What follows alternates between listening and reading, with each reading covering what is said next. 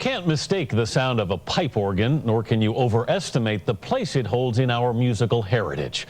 As part of our occasional series on the instruments, Eugenia Zuckerman takes a closer look at the mightiest of them all. To see the wood, sheet metal, ebony, cow bones, hides, and all that other paraphernalia, you'd never think you're looking at the king of instruments, but you are.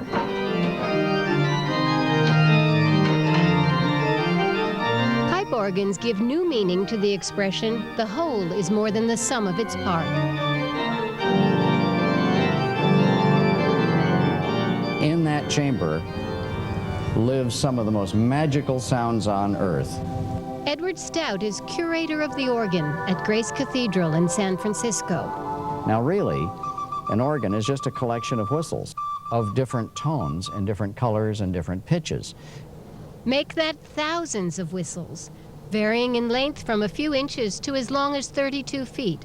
Oh my goodness! But like all whistles, they need air. This is the turbine, which has a series of fans. Edward Stout took us behind the scenes to see how the 8,000 pipe organ at Grace Cathedral works. And this is running most of the organ. So these are like primary bellows. Oh, I see. It's moving now. Oh, look at, he's playing big chords.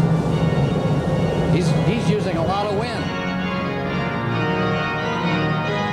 Its various components are located all over the church. This is the pedal department of the organ. It goes up 3 floors. You want to go up to the first landing? We'll go up to the first landing. All of the pipes, to maintain their pitch, have to speak at full-blown volume. So if you want to quiet a section of the organ down, the organist has a pedal that he can control, and there's a pneumatic engine that pulls these thick wooden louvers shut. Seeing how complex a contraption a pipe organ is, it's surprising to learn it's one of the earliest instruments, dating back to the 3rd century BC. There were smaller organs, they probably weren't much bigger than this, that worked with pipes and keys to play them, and they used air pressure that was created by a water pump sort of thing. And Nero apparently played this instrument called the hydraulis because of the way it used water to create the pressure. Craig Whitney, an editor for the New York Times and himself an amateur organist, has written a book called All the Stops. They developed the technology in the Middle Ages. They became quite big and complex and could make a lot of noise. In fact, we think that probably the main purpose of a large pipe organ in a medieval English cathedral was just to make a loud enough noise to get everybody to be quiet. Just making noise, of course, doesn't warrant the title King of Instruments.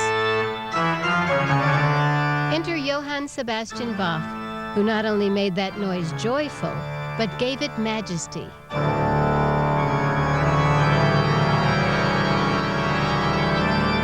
How does one learn how to write for the organ? You have to play it. So, Bach was a great organist? He was perhaps the greatest of all organists.